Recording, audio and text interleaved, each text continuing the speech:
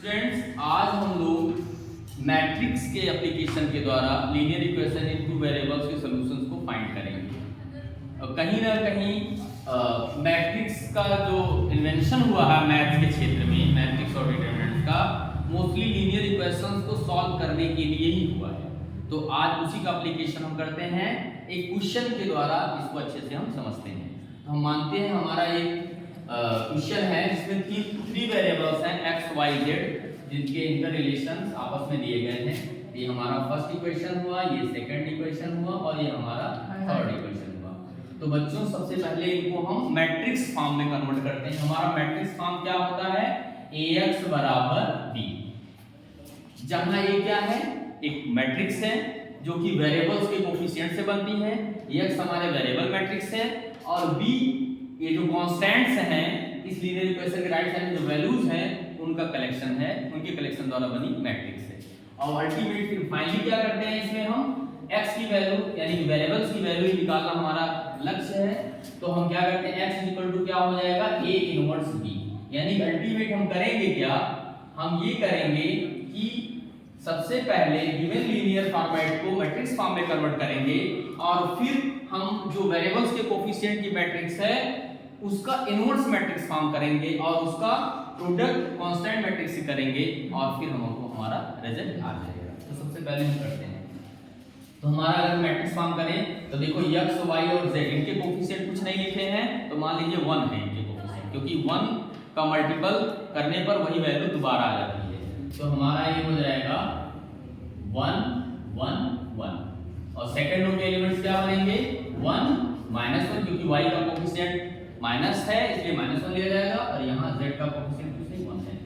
Third row के elements में x का कोफिशिएंट 2, y का कुछ नहीं है 1 माना जाएगा और z का कोफिशिएंट -1 हो जाएगा। ठीक, इसके बाद मैंने बताया ये हमारा a है। अब इसके बाद हमारे जो वेरिएबल्स हैं यानी कि x, y, z ये हमारे कैपिटल X से रिप्रेजेंट किए गए हैं और इसके बाद इन a लीनियर इक्वेशन जिस वैल्यू के बराबर है उनका मैट्रिक्स फॉर्म हम क्या बनाते हैं, कॉलम मैट्रिक्स बनाते हैं 6 2 1। तो इस तरह से ये हमारा गिवन लीनियर इक्वेशन का मैट्रिक्स फॉर्म बन गया। अब हम क्या करेंगे, हमारे लिए a की वैल्यू क्या है बच्चों, a की वैल्यू हमारी यही है। तो वेयर a बराबर क्या है हमारा, a बराबर है हमारा 1 1 1 और 1 -1 1 और 2 1 -1। ठीक है, और b की वैल्यू हमारी कहाँ क्या है, b बराबर हमारा है 6 2 1 और x क्या है, x हमारा है वही कैपिटल X का मतलब जो वेरिएबल्स हैं हमारे x y z, ये इनसे रिप्रेजेंट करना है। ठीक है, तो सबसे पहले आपको पता है a इनवर्स को हम फार्मूला मेथड से निकालेंगे, लेकिन सबसे पहले हमको ये जानने की जरूरत है कि क्या a इनवर्स पॉसिबल है। इसके लिए सबसे पहले हम डिटरमिनेंट वैल्यू ऑफ a निकालते हैं। अगर वो नॉन जीरो आ जाती है तभी हम आगे का प्रोसेस फॉलो करेंगे। तो सबसे पहले हम डिटरमिनेंट ऑफ a निकालेंगे। तो डिटरमिनेंट ऑफ a, क्योंकि आपको पता है सारे एलिमेंट्स नॉन जीरो हैं तो किसी के भी रेस्पेक्ट में, चाहे r1 या c1 c2 किसी के भी रेस्पेक्ट में स्पेंड करेंगे। तो हम r1 के रेस्पेक्ट में स्पेंड करते हैं तो हमारा क्या होगा 1। अब आपको पता है r1 का फर्स्ट एलिमेंट ले रहे हैं तो हम c1 और r1 को छोड़ेंगे, बाकी का एलिमेंट -1 * -1 +1 हो गया और फिर 1 हो गया और फिर -r2। अब r1 का सेकंड एलिमेंट ले रहे हैं तो हम c2 छोड़ेंगे और r1 छोड़ेंगे, क्या हो जाएगा -1 * 1, यहाँ हो जाएगा आपका -1 * 1 -1 और यहाँ हो जाएगा -1 और फिर +1 हम लेंगे तो ये हो जाएगा आपका 1 और यहाँ चूंकि फार्मूले का माइनस आता है और ये -2 हो जाएगा। ठीक है बच्चों, इस तरह से हमारा डिटरमिनेंट ऑफ a क्या हो जाएगा, ये पहली वैल्यू 0 हो जाएगी और यहाँ पर क्या आ जाएगा -3 अंदर में होगा, बाहर -1, ये हो जाएगा +3 हो जाएगा और फिर यहाँ -+2 1 3 3 1 जा 3, तो ये हमारा हो जाएगा 3 + 3। This implies that determinant of a that is equal to 6 है और चूंकि 6 इज नॉट इक्वल टू 0 इसका मतलब ये हमारी मैट्रिक्स क्या है, इनवर्टिबल है, यानी हमारा a इनवर्स पॉसिबल है। क्लियर हुआ बच्चों। अब हम क्या करेंगे, अब हम कोफैक्टर्स निकालेंगे। ठीक है, फिर कोफैक्टर मैट्रिक्स फॉर्म करेंगे, एडजॉइंट लेंगे, उसका ट्रांसपोज लेंगे, एडजॉइंट मिलेगा। तो कोफैक्टर्स के लिए हम क्या करते हैं, A11 निकालेंगे। तो A11 हमारा क्या है, हमारा A11 यही है 1 - 1 that is equal to 0। A12 हमारा यही वैल्यू है -2 -1 -3, बट विद साइन लेते हैं तो -3 into minus that is equal to 3 हो जाएगा। A13 लेंगे तो A13 की वैल्यू क्या होगी बच्चों, यहाँ ये आपका -2 माइनस प्लस 133 हो गया, ठीक है।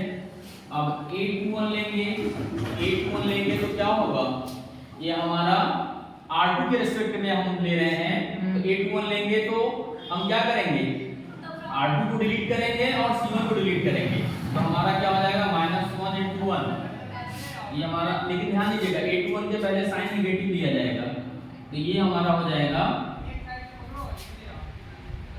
आपका C1 डिलीट हुआ, R2 डिलीट हुआ, -1 × 1 -1 या ऐसे कर दे रहे हैं हम 1 1 और 1 - 1 1 1 1 -1। अब इसकी वैल्यू क्या आ जाएगी माइनस, और यहाँ पे -1 और -1, ठीक है। और फिर हो जाएगा हमारा, फिर A22 लेंगे हम, A22 क्या होगा हमारा, माइनस से प्लस ही हो जाएगा, तो हमारा C2 डिलीट होगा और R2 डिलीट होगा, क्या होगा 1 1 2 -1 1 1 2 -1। इसकी वैल्यू क्या आएगी आपका -1 और -2 दैट इज इक्वल टू क्या हो जाएगा यहाँ पे -3, ये हो जाएगा हमारा -3। और A23 लेंगे, इसके पहले माइनस आएगा, क्योंकि माइनस प्लस फिर माइनस। A23 लेंगे तो हमको C3 डिलीट करना पड़ेगा, R2 डिलीट करना पड़ेगा, 1 1 2 1 1 1 2 1। यहाँ हमारा क्या हो जाएगा माइनस, फिर 1 - 2 1 - 2 -1 होगा, आगे माइनस लगा है तो +1 हो जाएगा, ठीक है।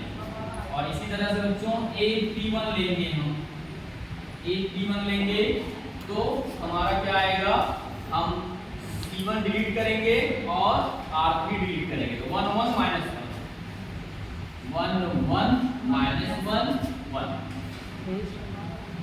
ठीक है। हाँ जी, अब ये हो जाएगा 1 प्लस हो जाएगा ना -1, यहाँ हो जाएगा 2। A32 लेंगे तो आपको पता है ये आपका प्लस दिया गया, ये माइनस होगा, यहाँ माइनस हो जाएगा, और फिर हम C2 डिलीट करेंगे और R3 डिलीट करेंगे, 1 1 1 1 1 1 1, ये आ जाएगा हमारा 0, हमारा आ जाएगा 0। तो इस तरह से बच्चों अब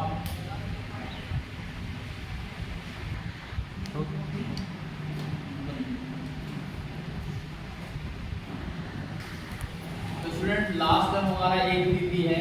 A33 का मतलब हम C3 और R3 डिलीट करेंगे, तो हमारा क्या होगा 1 1 1 -1, ठीक है। अब A33 हमारा फिर क्या आ जाएगा, A33 -1 और यहाँ पे भी -1 हो जाएगा, तो हमारा क्या आ जाएगा -2।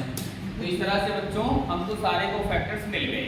अब हम कोफैक्टर मैट्रिक्स फॉर्म करते हैं, तो कॉफ ए हमारा क्या बनेगा, कॉफ ए हमारा A11 की वैल्यू 0 है, A12 की वैल्यू 3 है, A13 की वैल्यू 3 है, और A21 की वैल्यू हमारी 2 है, A2 की वैल्यू -3 है, A23 की वैल्यू 1 है, A31 की वैल्यू 2 है, और A32 की वैल्यू 0 है, और A33 की वैल्यू हमारी क्या है बच्चों -2, ठीक है।